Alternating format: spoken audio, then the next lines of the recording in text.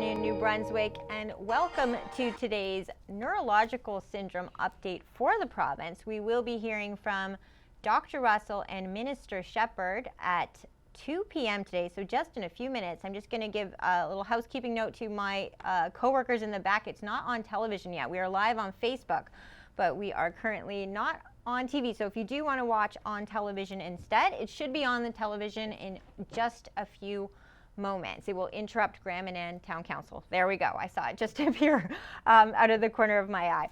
So hello everyone watching at home. If you do have questions that you'd like me to ask in the conference, I do have a few already prepared based on a technical briefing that we just had at 12:30 that just finished at 1:30. So there is some embargoed information on the neurological illness that we will be hearing about from Minister Shephard at 2 p.m. today in the conference. I am waiting on roll call, however, so if I do have to be interrupted for that, that'll only take a few moments. But based on the number of people that were in the technical briefing, I have a feeling that there might be time for just about one question each. You'll get a sense now if that is roll call. I do hear something in the background, Bruce in the background. So what we will be hearing about today is the final report based on this neurological syndrome that has been under investigation and been studied for about the past 2 years or so, with 48 really confirmed cases. Though if you've read reports in articles in papers like The Guardian, which has obviously this illness has garnered international spotlights, they're suggesting it could be 150. So there will be a lot of reporter questions. There was a report in October, if you remember. I think that was the last time we had a press conference on the neurological syndrome, where they were looking at things like food sources being a possibility, and they've determined based on that report that they did not think that was a possibility. However, I'm sure there will be a number of questions from reporters today with follow-ups regarding that. For instance, if you remember that report, they looked at what the different patients in the study said they had in terms of environmental exposures, food they ate. 92%, I think it was the highest, had the commonality for lobster. But again, 92% remembering that. You could have, for instance, no recollection of having something, for instance, in a chowder or whatnot. So these could be questions that are asked today, and they will give an update on how they are proceeding with accepting how a new patient could be accepted into this study. So expect that coming up. Again, if you're joining me for this neurological syndrome update at 2 o'clock, we will also be having today a COVID-19 update at 4 p.m. This will be with Premier Higgs and Dr. Russell. So you will be seeing a lot of me today. Check 1, 2, check 2. Here you can also, and hearing from Bruce as well, who sounds like he's doing his time check. I'll turn down the volume. 1, 2, 3, 4, Sounds like he's about to do roll call. So for the COVID-19 update today, again, that's at 4 p.m. Usually it's at 2:30, but given that we have this conference first, that's hence the delay. We expect to be hearing in the COVID-19 conference an update on whether or not New Brunswick will be following the lead of other provinces and potentially dropping COVID-19 restrictions, or at least mapping out a plan for when these things will come into effect. Prince Edward Island, for instance, is ending its COVID-19 vaccine passport system February 28th. I'm just listening to see if we're going into the conference. I have a feeling there might not be roll call today.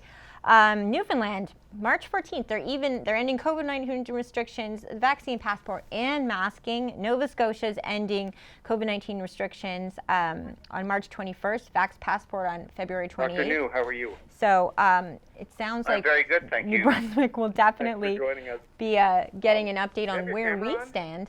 I do now. At 4 p.m. today. I'm sorry for the distractions in the background, but there will be a large number of speakers in today's conference. I can give you a list right now. Let me go into my email and tell you who you will be hearing from in today's conference. Let's see. So again, as I mentioned, it will be for let me see if I can find this email.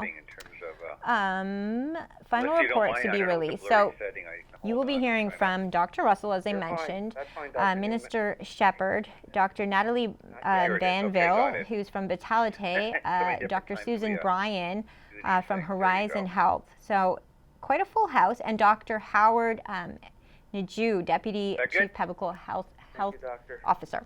So, full house of people to respond to this final report. It is interesting. I have seen the embargoed version of it After Dr. Russell. at 12:30. Sounds like we are going right into the That's conference right, room.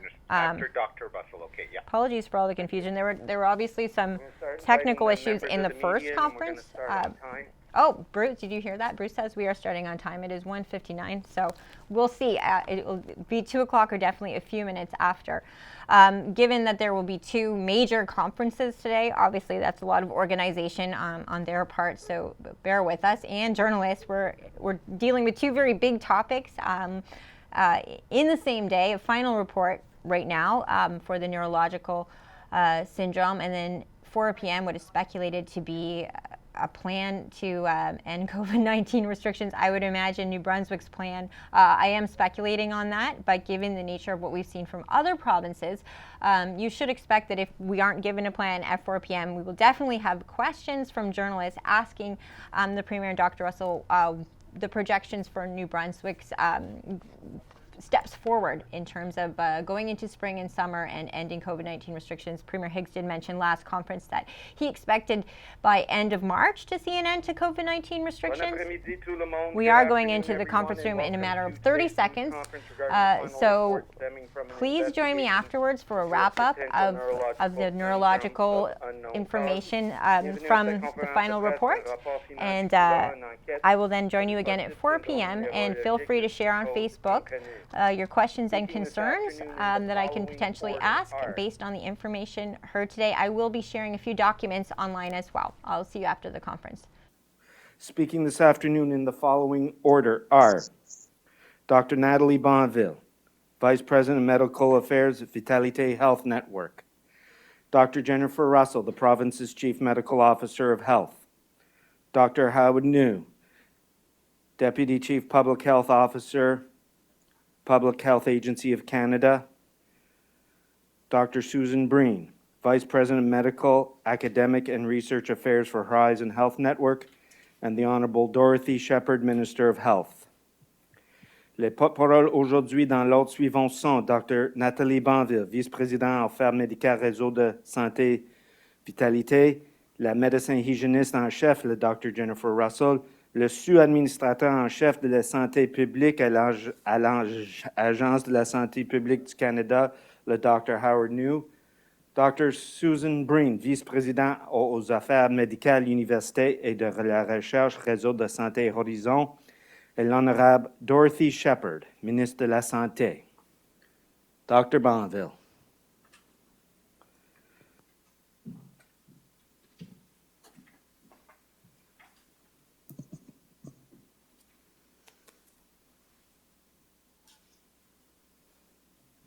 Madame la ministre, Dr. Russell, collègues, mesdames et messieurs, bonjour. Au nom de ma coprésidente du comité de surveillance du syndrome neurologique de cause inconnue, Dr. Susan Breen, et de tous les membres du comité, je suis ici pour vous présenter les résultats de notre travail.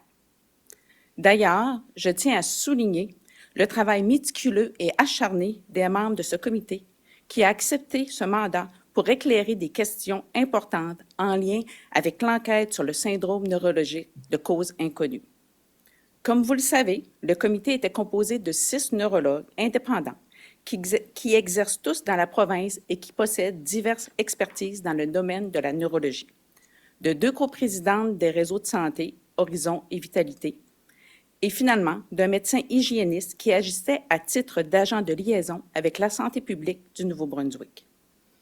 Dans le cadre de cette enquête menée par la santé publique du Nouveau-Brunswick, nous avons reçu le mandat d'assurer une surveillance et formuler des recommandations d'experts indépendants à propos de questions précises.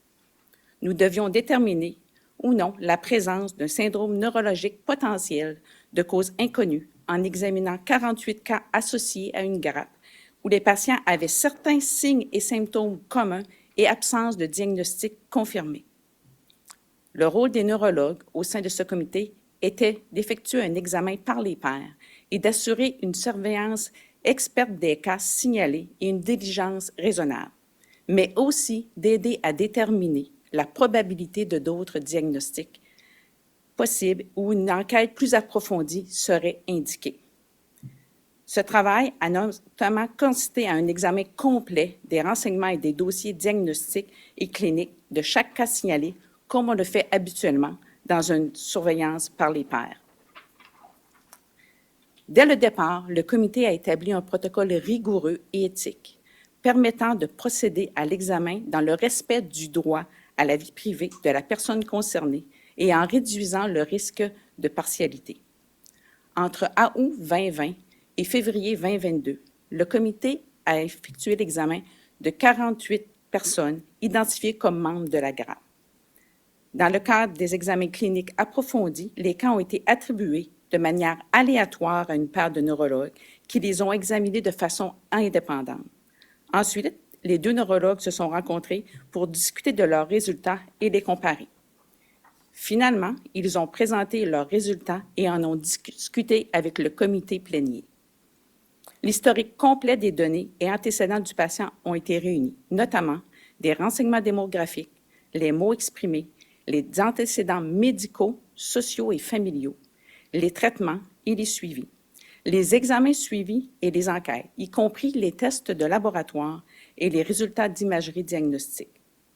Des renseignements détaillés ont été réunis dans chaque catégorie afin de décrire les caractéristiques des symptômes et des signes, leur progression ou leur résolution, les thérapies et les traitements en cours. Dans le rapport que vous avez en main, vous trouverez également les commentaires et des recommandations des examinateurs concernant la nécessité d'un nouvel examen ou d'autres tests. En somme, après avoir effectué l'examen des dossiers, les neurologues ont offert des diagnostics alternatifs chez 41 patients, soit 85% de la cohorte.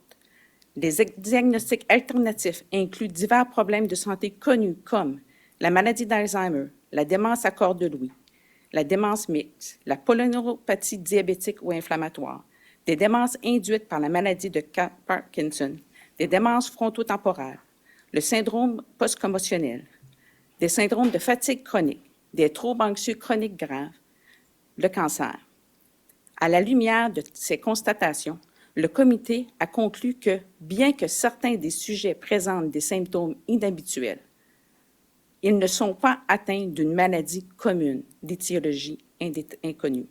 Il n'y a aucune preuve de l'existence d'une grappe de personnes atteintes d'un syndrome neurologique de cause inconnue. Le comité a constaté que sur 48 sujets, aucun ne rencontrait tous les critères de définition d'un cas. En plus de ces conclusions, sur les examens de cas, le comité souhaite formuler des recommandations suivantes pour les prochaines étapes. D'abord, des recommandations en lien avec le processus. L'examen n'a pas été en mesure de conclure que le neurologue référent avait demandé un deuxième avis avant de référer des personnes au groupe de cas suspects d'une maladie neurologique inconnue, avec la présence de symptômes qui ne correspondaient pas à un tableau clinique reconnaissable. Par conséquent, le comité recommande que tout cas futur soupçonné d'atteindre d'un nouveau syndrome ou d'une nouvelle maladie soit examiné par un deuxième spécialiste, par exemple, dans ce cas, un neurologue ou un gériatre.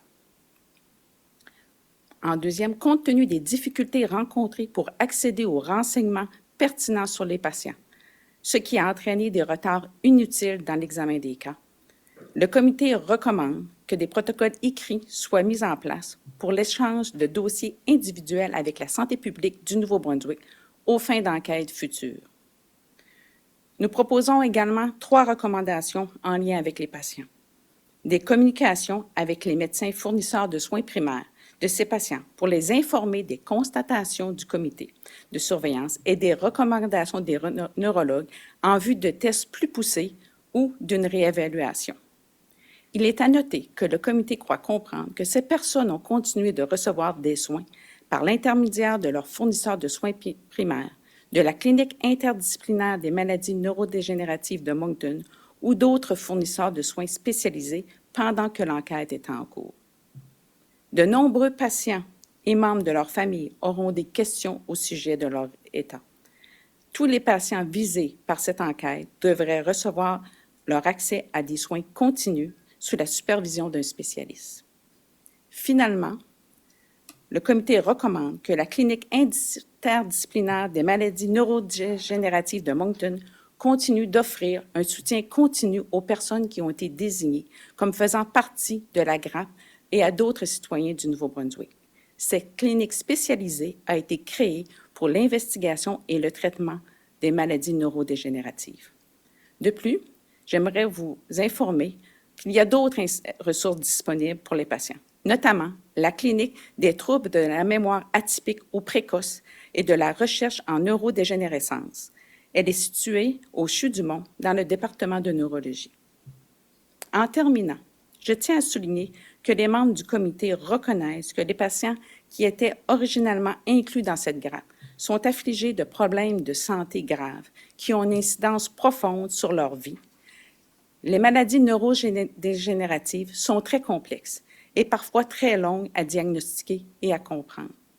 Nous reconnaissons également que malgré les clarifications apportées par ce rapport et le rejet de spéculations à propos d'un syndrome neurologique de cause potentiellement inconnue, la souffrance des patients n'en demeure pas moins réelle.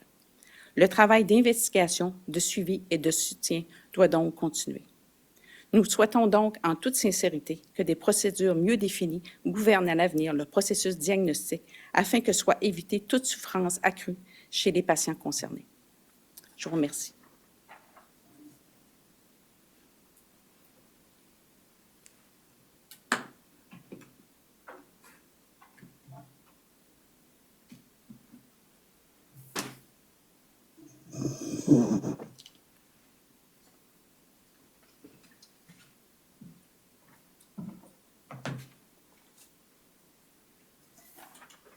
Merci, Dr. Banville.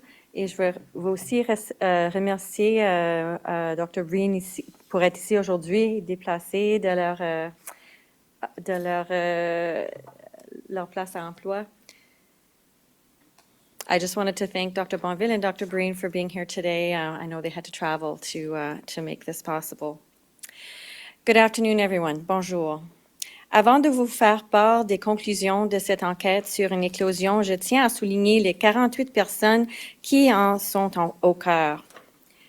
Cette expérience a été extrêmement stressante, non seulement pour celles-ci, mais aussi pour les proches qui les ont soutenues pendant cette épreuve. Before I share the conclusions of this outbreak investigation, I want to recognize the 48 people at the heart of this. This experience has been extremely stressful not only for them, but for their friends and family who have supported them throughout this ordeal. I hope by now they have all had the same opportunity to discuss their cases with their primary care providers and to decide on a path forward for treatment and care. Today we are bringing to a close a two-pronged public health investigation. New Brunswick's Epidemiology and Surveillance Branch conducted extensive interviews with people in the cluster last summer. It concluded in October there were no shared behaviors, foods, or environmental exposures that could be a risk factor for the syndrome. In other words, New Brunswickers should feel confident that nothing in the environment is making them sick. Comme l'a dit le Dr. Banville, le comité de surveillance a convenu à l'unanimité que ces 48 personnes n'auraient pas dû être identifiées comme ayant un syndrome neurologique de cause inconnue et que, d'après les données probantes examinées, il n'existe pas de syndrome de ce type. Santé publique souscrit à ces conclusions. As you have heard from Dr. Banville, the Oversight Committee has unanimously agreed that these 48 people should never have been identified as having a neurological syndrome of unknown cause, and that based on the evidence reviewed, no such syndrome exists. Public health concurs with these findings. But I stress again, this does not mean that these people aren't seriously ill. It means they are ill with a known neurological condition. This can include in conditions such as Alzheimer's disease, Lewy body dementia, diabetic or inflammatory polyneuropathy, Parkinson's disease, post-concussion syndrome, or cancer. So where did this start and how did we get here? The possibility of a potential cluster emerged during ongoing meetings discussing routine monitoring of CJD in New Brunswick. CJD, or Creutzfeldt-Jakob disease, is a rare, fatal degenerative brain disorder caused by an infectious protein or prion. The Public Health Agency of Canada has a CJD surveillance system to track cases across the country.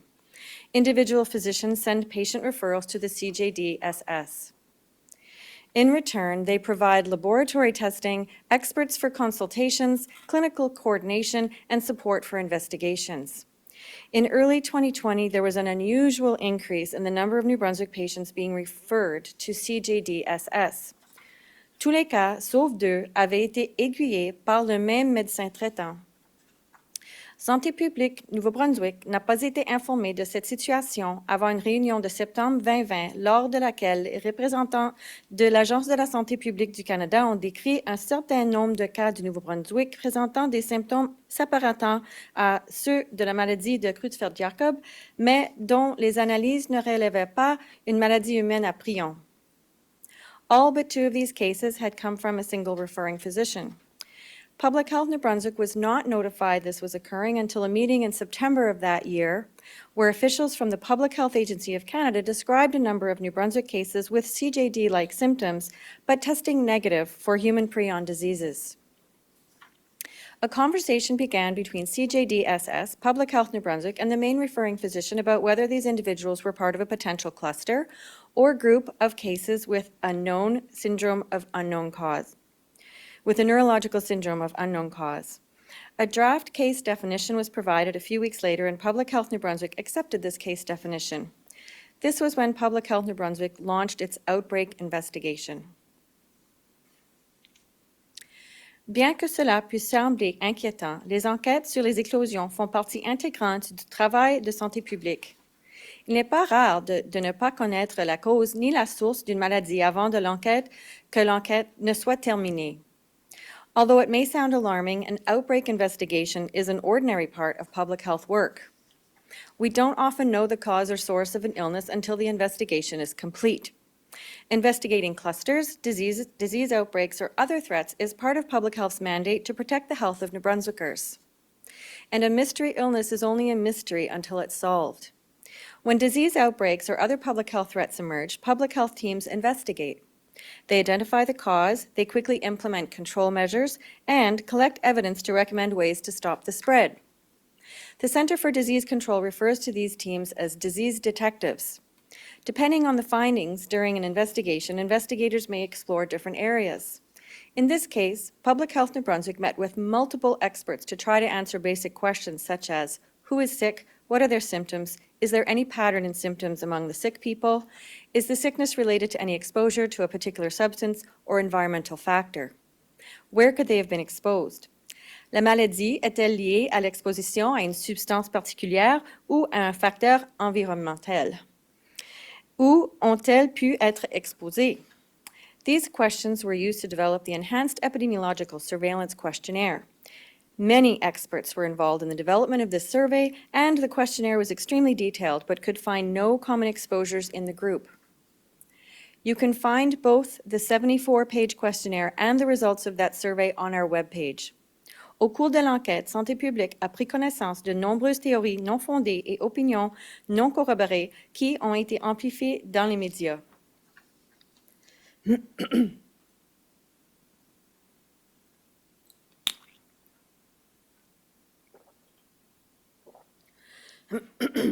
Certaines rumeurs laissent croire que les analyses de sol, de l'eau et des facteurs environnementaux étaient problématiques. Over the course of this investigation, public health became aware of many unfounded theories and uncorroborated opinions being amplified in the media.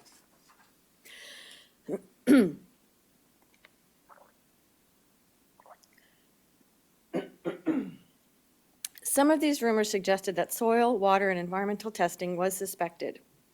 That is untrue. It would be a direct violation of public health's mandate. My apologies.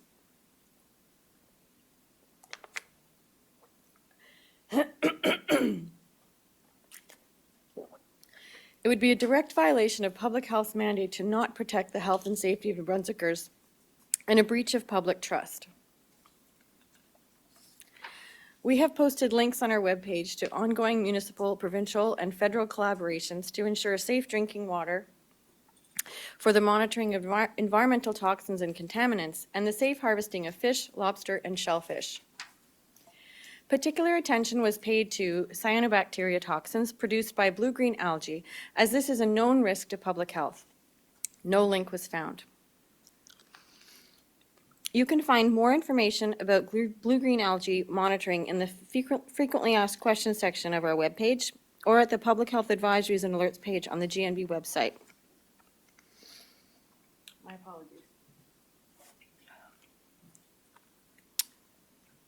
Okay, that's better. Some of these changes we can make ourselves, others are regulatory changes that require government support or action at the federal, provincial, or territorial level. In our final report, Public Health New Brunswick has made several recommendations to ensure that a situation such as this one does not occur again. Some of these changes we can make ourselves, others are regulatory changes that require government support or action at the federal, provincial, territorial level. À l'avenir, Santé publique Nouveau-Brunswick pourrait demander un examen clinique des cas par un deuxième médecin spécialiste avant de les inclure dans une grappe de cas dont l'étiologie est inconnue. Si les deux médecins ne s'entendent pas, le cas devrait être présenté à un conseil de médecins spécialistes ou à un comité de surveillance aux fins de décision. Nous recommandons que le règlement sur certaines maladies et le protocole de signalement pris en vertu de la loi sur la santé publique soient modifiés pour rendre obligatoire la déclaration à santé publique de tout cas suspect de toute variante existante ou nouvelle de maladie à prion humaine ou animale. Santé publique Nouveau-Brunswick devrait continuer à tirer parti des collaborations avec l'Agence de la santé publique du Canada et d'autres partenaires fédéraux et provinciaux pour améliorer et moderniser le système national de surveillance de la maladie Creutzfeldt-Jakob et pour établir ou améliorer les processus liés aux enquêtes sur les éclosions, y compris celles où la maladie à prion a été exclue. À cette fin, nous appuyons la formation d'un groupe de travail fédéral, provincial et territorial qui contribuerait à cet examen. In the future, Public Health New Brunswick may request a clinical review of cases by a second specialist physician prior to including cases in a cluster of unknown etiology. If the two physicians do not agree, the case should be presented to a board of specialty doctors or an oversight committee for a decision. We are recommending that the Reporting and Diseases Regulation under the Public Health Act be amended to require a suspect case of any existing or new variant of human or animal prion disease be reported to Public Health. Public Health New Brunswick should continue to build on collaborations with Public Health Agency of Canada and other federal and provincial partners to improve and modernize the national CJD surveillance system and to establish or improve processes related to outbreak investigations, including those where prion disease has been excluded. To this end, we support the creation of federal, provincial, and territorial working group that would support this review. Before I conclude, there are many individuals whose efforts should be recognized. Thank you to the public health nurses who conducted the enhanced surveillance interviews. Their work was integral to this process. I would like to thank those collaborators from across the country who responded to our call to action and came together as a multidisciplinary team of experts. They helped Public Health New Brunswick discern plausible hypotheses, build investigation tools, and inform the course of our investigation. Thank you to our partners, the Public Health Agency of Canada, for our continued collaboration to modernize and improve the processes for supporting the health and well-being of our citizens. I am very grateful to the members of the Oversight Committee who gave tirelessly of their considerable expertise despite carrying large and challenging caseloads during their normal functions. We are also grateful to the Mind Clinic, which is providing coordinated care and support to affected individuals and their families. Enfin et surtout, je tiens à remercier les participants à cette enquête et les membres de leurs familles. J'espère sincèrement que les conclusions de l'enquête éclairciront la situation et les aideront dans leur cheminement. Lastly, and most importantly, to the individuals who were part of this investigation and their families, I thank you for your participation and sincerely hope that the findings of this investigation will provide you with a clearer path as you move forward. Thank you, merci beaucoup, and I will now turn it over to my colleague at Public Health Agency of Canada, Dr. Howard New. Okay, Dr. Russell, et bonjour à tous et à toutes. Good afternoon, everyone. My name is Dr. Howard New, and I'm the Deputy Chief Public Health Officer at the Public Health Agency of Canada. I would like to acknowledge that the land on which I'm calling in from is the traditional unceded territory of the Algonquin Anishinaabe people. First of all, I would like to say that collectively, our thoughts are with the patients and the families of those involved. We understand the impacts that this investigation has had on each and every one of you. Protecting the health of Canadians is of the utmost importance to the Government of Canada. The Government of New Brunswick led the investigation into a cluster of cases of atypical neurological syndrome. Throughout the investigation, the Public Health Agency of Canada has been collaborating with the province. Over the course of the investigation, the Public Health Agency of Canada provided specialized diagnostic laboratory and neuropathology services and expertise to rule out prion disease.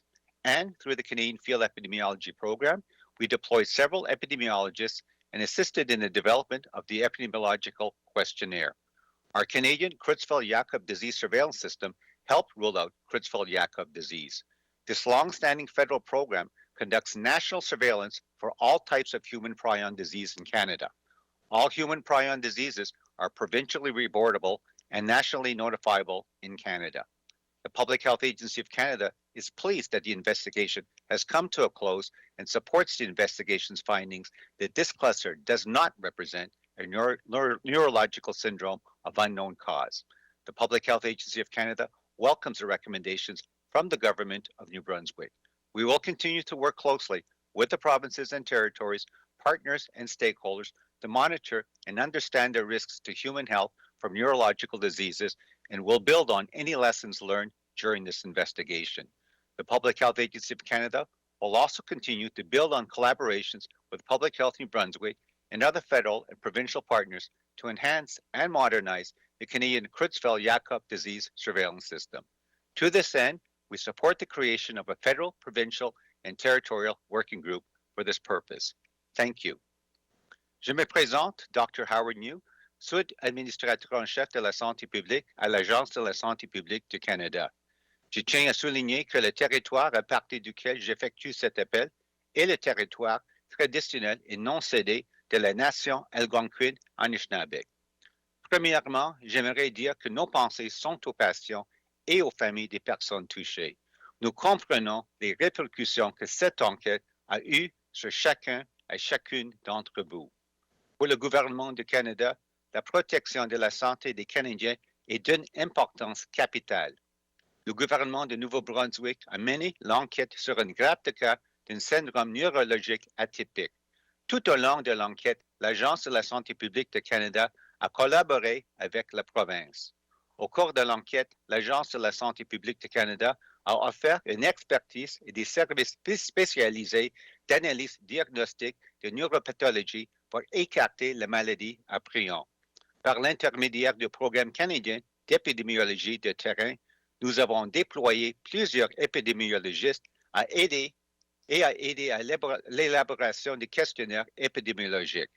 Grâce à notre système canadien de surveillance de la maladie de Creutzfeldt-Jakob, nous avons pu écarter la maladie de Creutzfeldt-Jakob.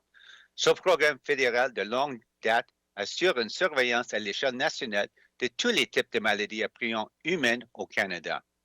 Tous les cas de maladies à prion humaines doivent être déclarés à l'échelle provinciale et à l'échelle nationale au Canada. L'Agence de la santé publique du Canada se réjouit de la conclusion de l'enquête et en appuie les conclusions selon lesquelles cette grappe de cas ne représente pas un syndrome neurologique de cause inconnue. L'Agence de la santé publique du Canada accueille favorablement les recommandations du gouvernement de Nouveau-Brunswick. Nous continuerons de collaborer étroitement avec les provinces et les territoires, nos partenaires, les intervenants pour surveiller et comprendre les risques pour la santé humaine résultant des maladies neurologiques. Nous mettrons à profit les leçons apprises pendant cette enquête. L'Agence de la santé publique du Canada continuera également de miser sur la collaboration avec la santé publique de Nouveau-Brunswick et ses autres partenaires fédéraux et provinciaux en vue d'améliorer et de moderniser le système canadien de surveillance de la maladie de Creutzfeldt-Jakob. À cette fin, nous appuyons la mise sur pied d'un groupe de travail fédéral, provincial et territorial chargé de ce dossier. Merci.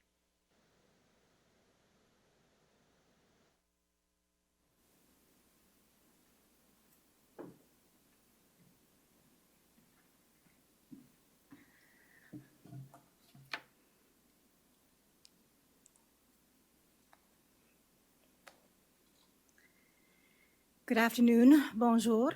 As Horizon's Vice President of Medical, Academic, and Research Affairs, I oversee Horizon's Moncton Interdisciplinary Neurodegenerative Diseases Clinic, known as the Mind Clinic, and I was the co-chair of Public Health New Brunswick's Oversight Committee to support this investigation.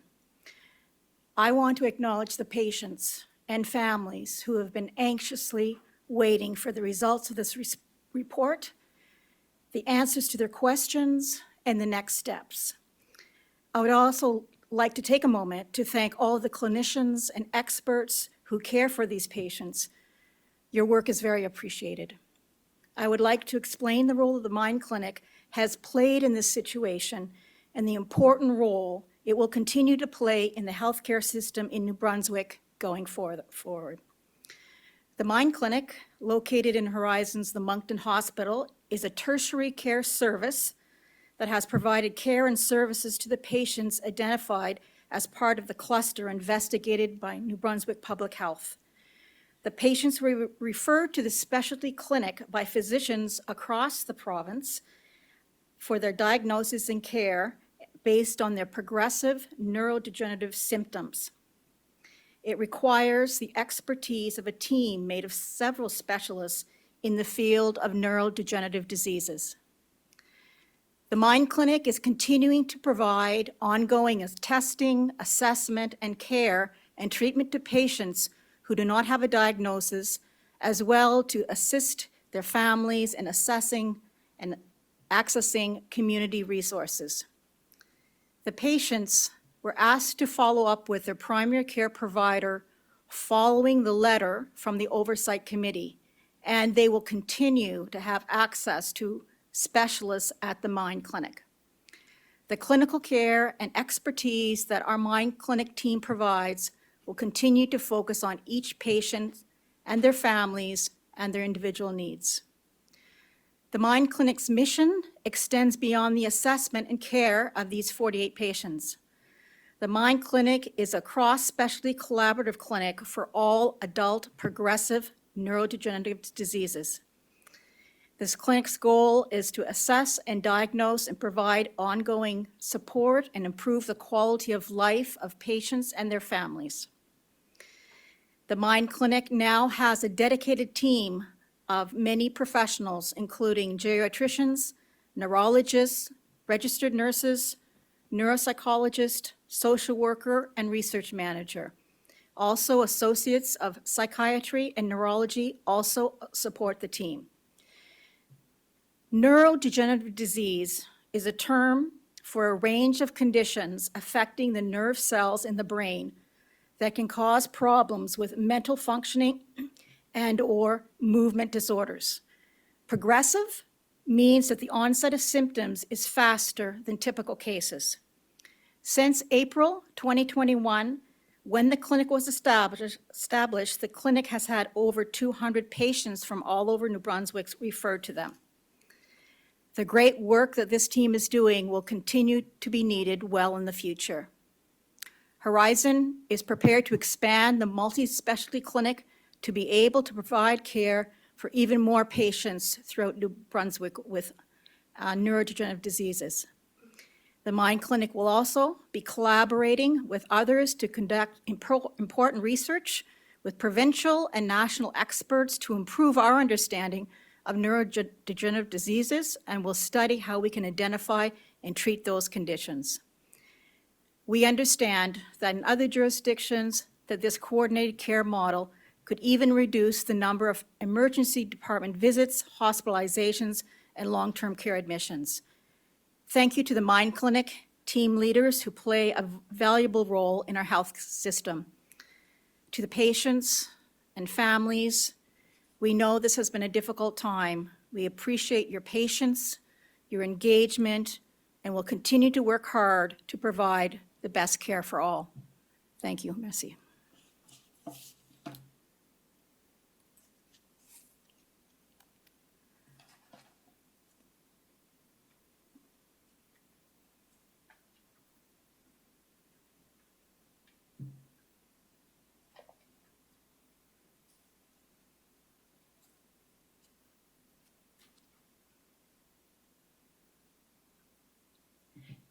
Good afternoon.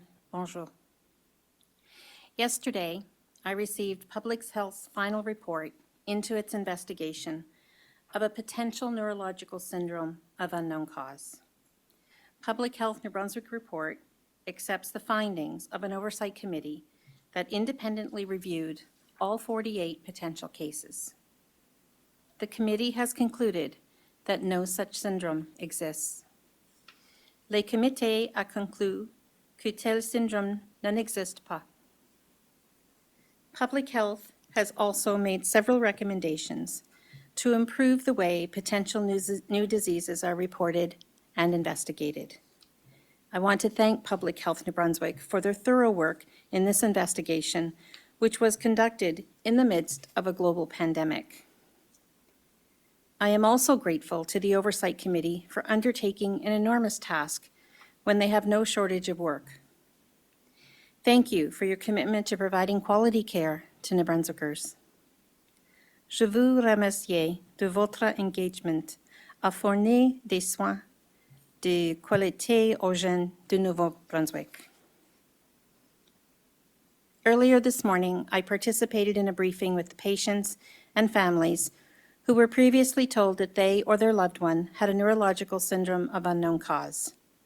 We can finally say today that this is not the case. This entire process has been extremely trying for these families, and this news was difficult for them to hear. Throughout this time, they have been desperately seeking answers and hoping for a cure. It's heartbreaking to have to tell them the syndrome did not exist. I recognize that the process we put into place was frustrating for them. Je suis consciente de la frustration and je n'aiderai pas les démarches. As part of the epidemiological investigation, Public Health conducted 34 interviews, asking 74 questions each. That represents weeks and weeks of work. Public health investigations take time and are completely confidential to uphold patient privacy. We are unable to talk about the findings until the data was fully compiled and the report complete. The Oversight Committee had to review the records of each patient. Each review was specific to a particular patient and subject to doctor-patient confidentiality. We had to allow this work to run its course in order to provide you with the information we are sharing today. The families have asked us for respect and dignity. Les familles nous ont demandé de faire preuve de respect et de dignité. It was important that each patient receive the committee's recommendations about their specific case from their primary care provider before the results of the committee's work was shared publicly. The focus now must turn to providing these individuals with the follow-up assessment and care that they need for what are most certainly serious illnesses. I am confident that our province's physicians are fully capable of providing that care, but I advise the patients and their families today that they are welcome to seek a second opinion outside the province if they wish. We also need to take steps to ensure that this doesn't happen again. The stress and anxiety that these families have experienced should not have occurred. I am accepting Public Health's recommendations that the reporting and disease regulation under the Public Health Act be amended and will bring that to government for its consideration.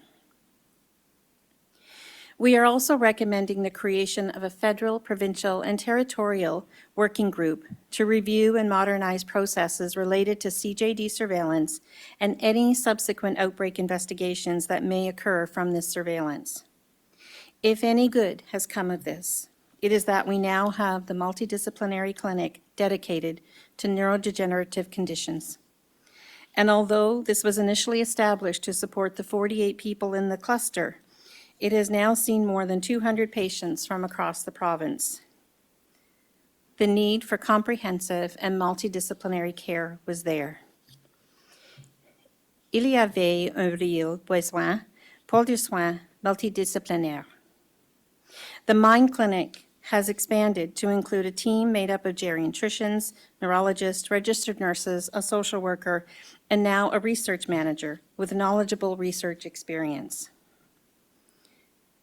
I know that there are other patients out there who have wondered if they might be suffering from this potential syndrome. Others were told that they had this potential syndrome, but were not part of the files that were provided to public health. If you have not been contacted by public health at this point, your file was not provided to public health. However, the Mind Clinic can serve your needs capably as well, and I encourage you to contact your primary care providers to get a referral. Every day, New Brunswickers receive very difficult news about their health from healthcare providers who are committed to providing them with the best possible care. Public health is hard at work in our communities, investigating disease, preventing illness, and promoting population health. All of this work is done in the best interests of the people of this province. The healthcare system exists to serve all New Brunswickers. It will continue to serve New Brunswickers, including these 48 families, patients and their families, to the very best of its ability. Thank you. Merci.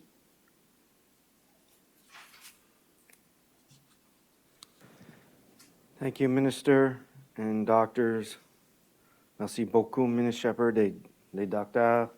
We'll now proceed to questions from members of the media. Each reporter will have one question. You have the right to pose your question in the language of your choice. Please ensure your microphones are placed on mute. Nous allons maintenant procéder aux questions des journalistes. Vous avez le droit de poser votre question dans la langue de votre choix. Chaque journaliste aura une question. Voulez-vous assurer de désactiver le son de vos micros? Laura Brown, CTV. Hi there. I have a question that's similar to the one that I had in my technical briefing. There are a group of them that you guys have identified in the report that you say have 4 clinical features that match the case definition, but not completely. Can you explain that a bit more? So are those people part of the group that you feel need further investigation?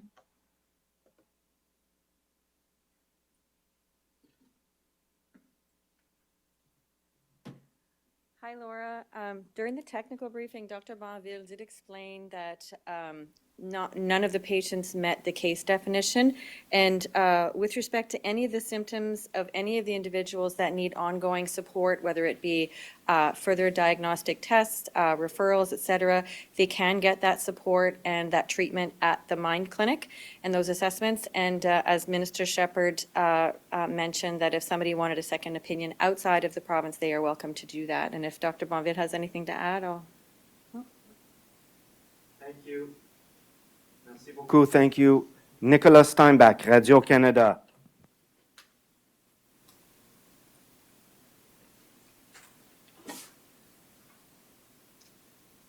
Mr. Steinbach.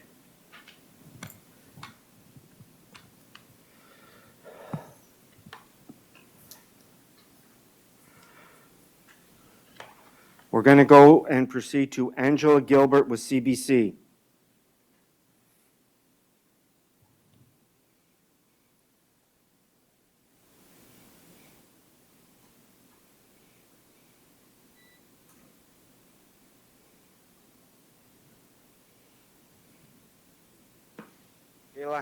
Kayla Hounsell, CBC. This has been a news and public affairs production of CHCO-TV, New Brunswick's only source for independent Carissa Duncan, community television. CBC. Vas-y, Nico. Oui. Oh, sorry.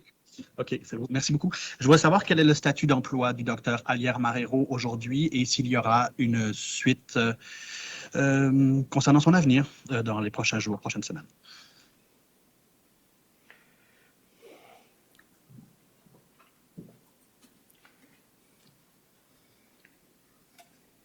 Le rapport vient tout juste d'être déposé. Les équipes responsables vont analyser. Présentement, notre priorité, c'est revient aux patients. On a des processus en place qui ne relèvent pas de la vice-présidence aux affaires médicales. Donc, les gens concernés vont regarder le dossier, regarder le rapport et prendre la décision s'il y a des mesures à entreprendre. Thank you. Carissa Donkin, CBC. Thanks, Bruce. My question is for Dr. Russell. Dr. Russell, I just want to talk a little bit about the memo that was sent out last March to the healthcare providers in the province, and this provided the case definition, which the report now says was vague and overly broad. Do you believe that public health in New Brunswick did its due diligence before raising the red flag, particularly when it comes to perhaps detecting that the case definition was vague and overly broad? And if not, why not? Hi, Carissa. So basically, the process for any investigation is quite similar, and in terms of establishing a case definition. And when the oversight committee was established, it was within their mandate to change that case definition if they saw fit, but they did not see that being necessary. Thank you. Kevin Bissett, Canadian Press.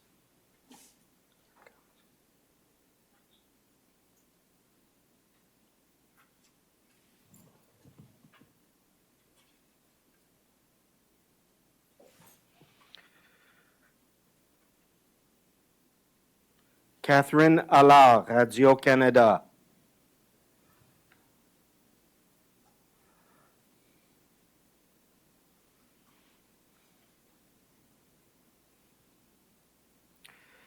Vicky Hogarth, CHCO.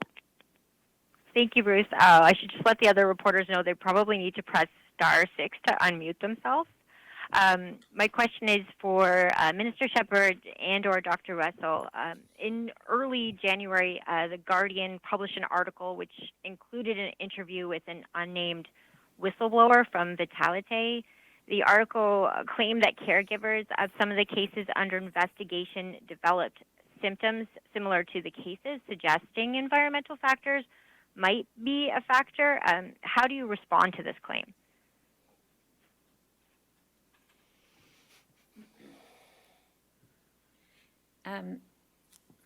Thank you for the question, Vicki. I can only say that the Mind Clinic is there for any referrals that can be looked at, and I'm not aware of any more than one additional report to Public Health Agency of Canada, which is under investigation.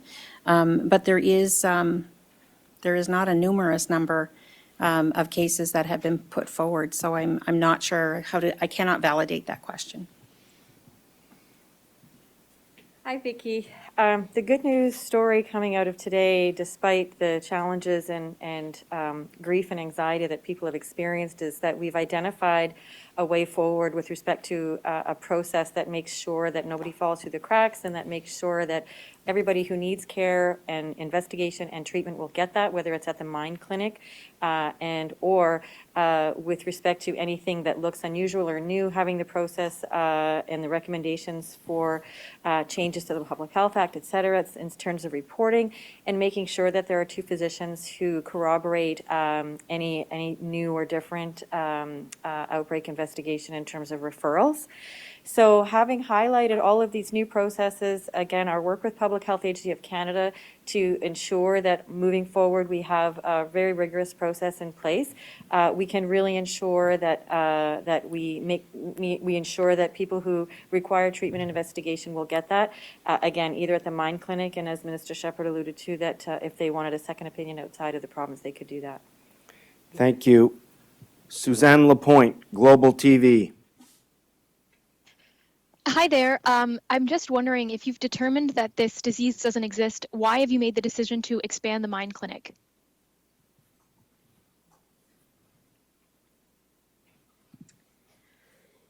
I think I can answer that, but if Dr. Breen needs to jump in, she can.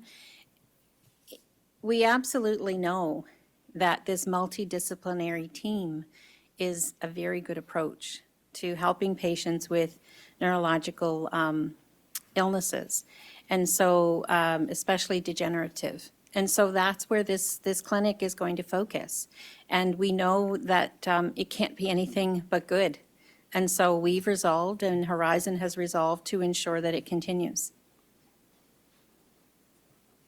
Thank you. Thank you. Louis-Philippe Morin avec CHCO-TVA.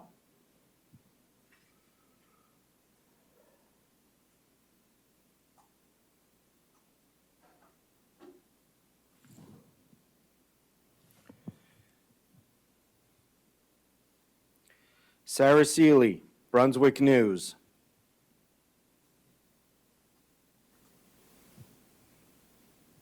Question is about all of those patients or New Brunswickers who might be kind of skeptical still about how things were handled or how things are going to be happening going forward. And I was just wondering what you have to say about kind of your reaction to the skepticism.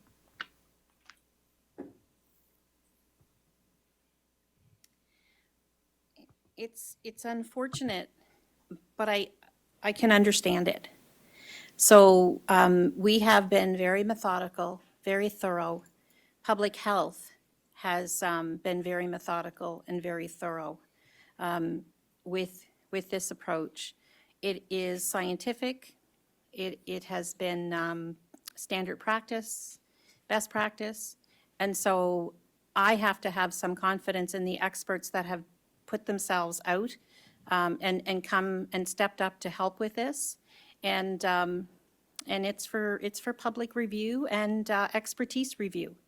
So you know, I have to have confidence that they've done their work. Thank you. Simon Delatte, Acadie Nouvelle.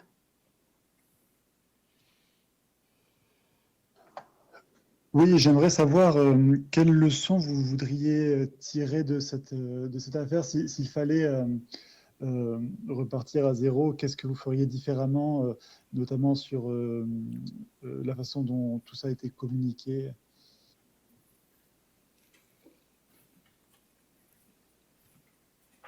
Alors, je crois qu'il y a beaucoup de leçons qu'on a apprises durant ce processus, mais la chose qui est le plus positive, c'est qu'on a trouvé une façon d'améliorer les processus en collaboration avec l'Agence de santé publique du Canada et aussi avec le Mind Clinic aussi, et aussi pour les référals au futur pour faire certaine qu'on ne va pas répéter une situation comme celle-ci. Merci. Tara Clow. 91.9 The Bend.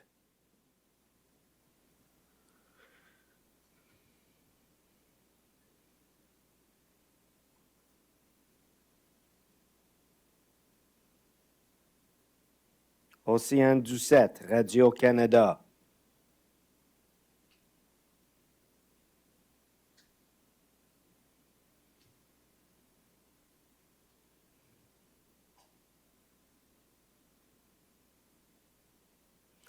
Erica Butler, CHMA.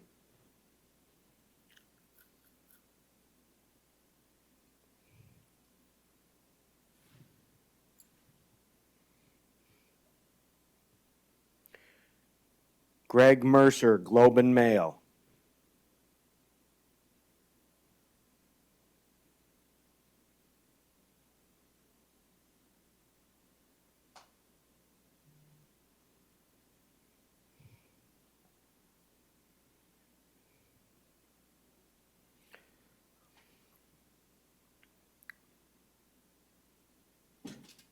Dan Hurley, Neurology Today.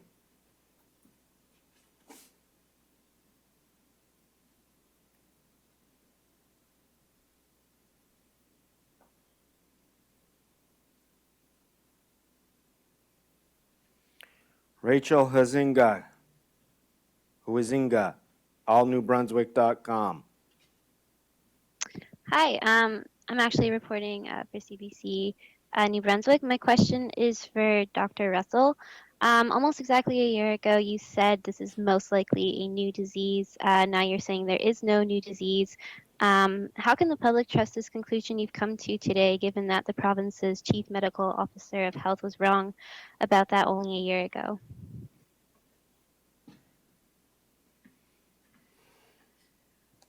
Well, we have so much more information today compared to what we had a year ago, and that's because of the entire team's work at Public Health, but also with the Oversight Committee.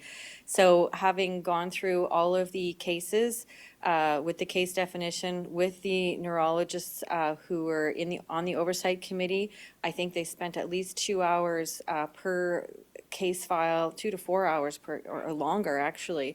So to have that many specialists involved, our epidemiologist team and our work with Public Health Agency of Canada, I certainly am not infallible in terms of coming to the hypotheses that I did a year ago. So, but having all of this new information and the conclusions and rigor, along with the multidisciplinary involvement of other departments like DAF and ELG, et cetera, I'm much more confident today because of that contribution to the new information that we have now that we are able to give at this time.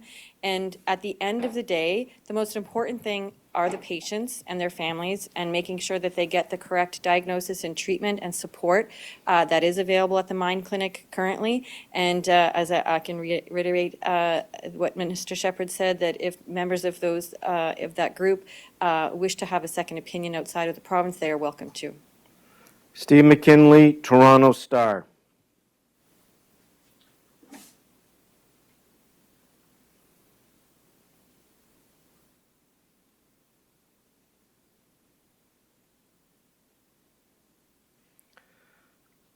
Amanda Coletta with the Washington Post.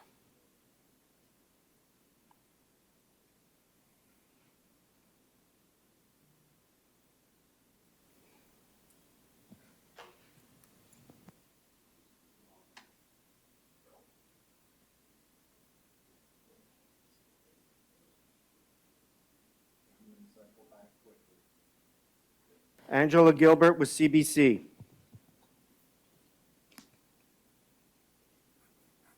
Can you hear me? Yes, go ahead. Hello? Yes. Can you hear me okay? Yes. Hi. My question is of the members of the cluster.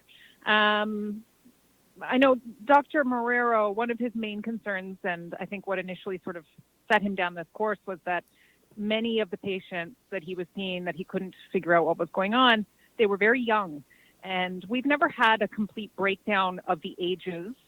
And particularly now that we see that I think the majority of them, 29, I believe it was, have rapid onset dementia as their possible diagnoses. I'm just wondering if the province would provide a breakdown of the ages for those individuals.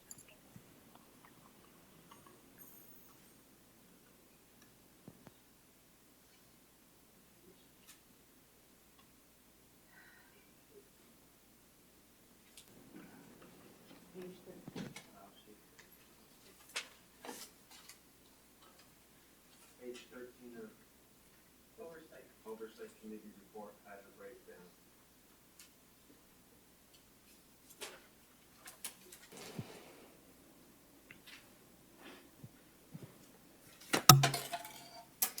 I'm sorry to be so long getting to you here.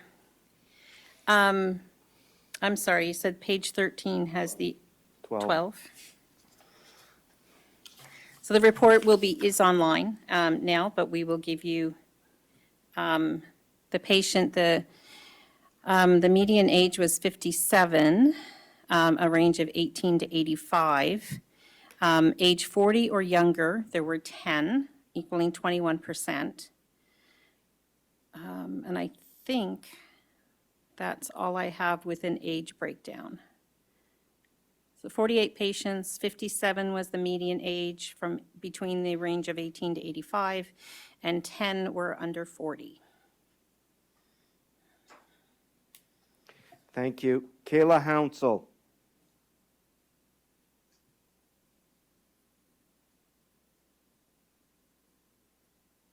Hey there, Kayla was having some issues with her microphone, but I can ask her question if you're okay with that. I can gonna go proceed to Tara Clow right now. If time permits, I'll cycle back. Tara Clow with the 91.9 The Bend.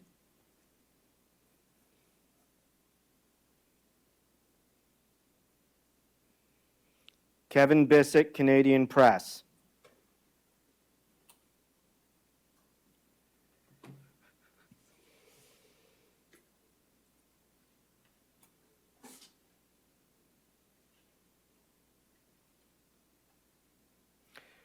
His question is, the families of the cluster patients have reported hearing of many other patients who have presented to the Mind Clinic with similar symptoms.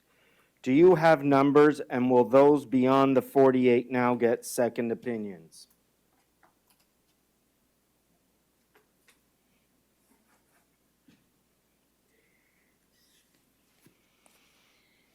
So public health has not been made aware of any additions to this cluster through the Mind Clinic. I think I'm accurate in saying that. And so certainly if there is a primary care provider referring, the Mind Clinic would make a judgment from there. I'm going to let Dr. Russell add to this. Yeah, certainly with the new process in place, we will accept those referrals in terms of when they're identified, the process that is established right now. So, but we haven't received, if we have received, it would only be we've only received one. But again, we would be happy to receive those, and we just have to be notified. Catherine Allard, Radio-Canada.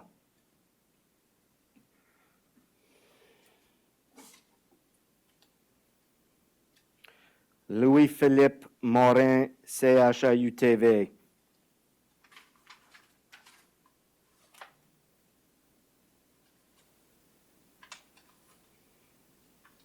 Greg Mercer, Globe and Mail.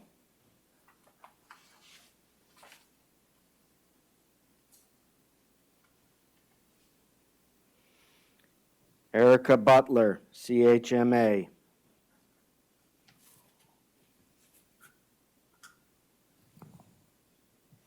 Steve McKinley, Toronto Star.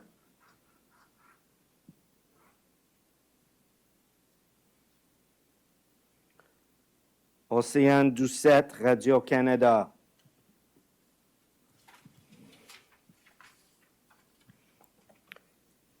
Dan Hurley, Neurology Today.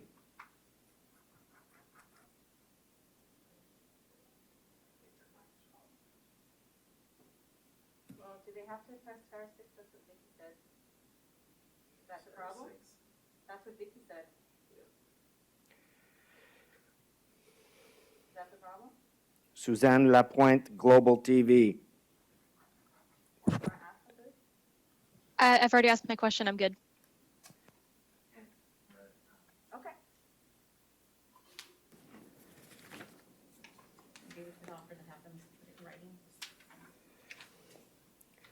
Ladies and gentlemen, I'm unfortunate that we are running out of time. We have run out of time. Voilà la fin de notre mise à jour.